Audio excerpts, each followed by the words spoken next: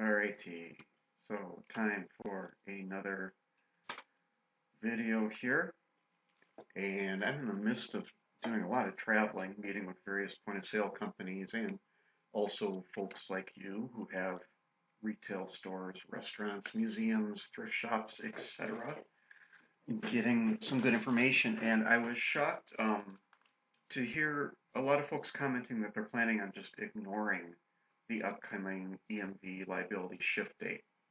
So I wanted to just give some insights.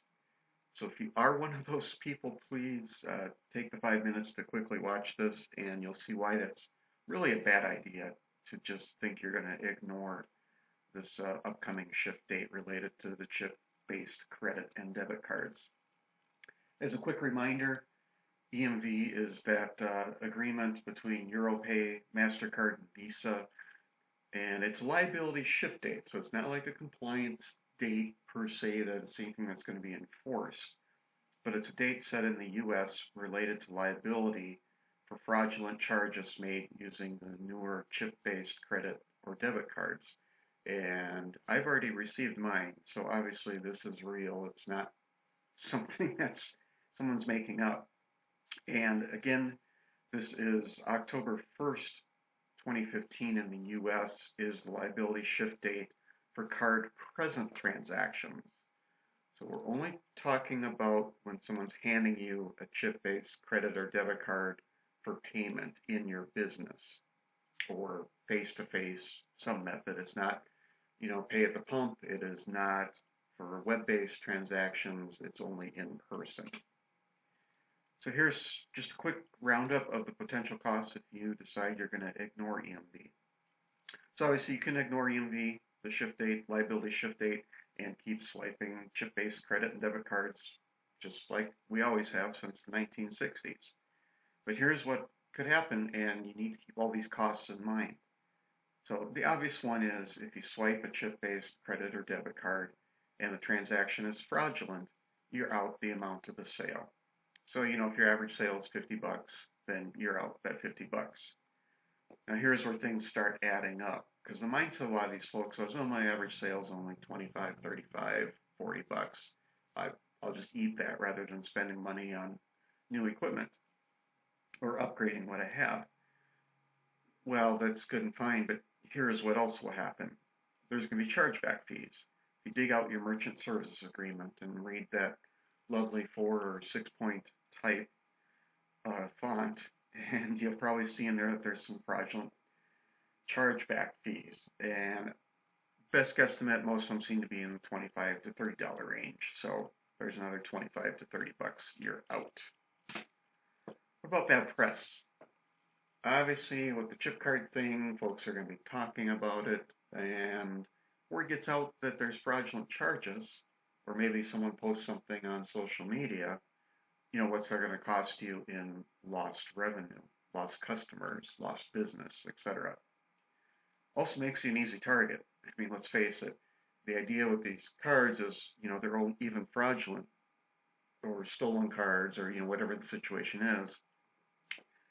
They're hopefully only going to be, the person's going to report that they're stolen or the fraudulent charge will be reported, so they won't last very long, but it will make your business a target.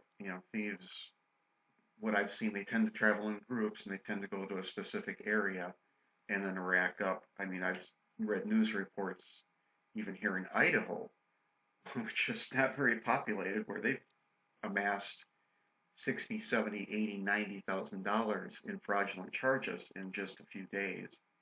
So there you go. You're going to be a target, and who knows?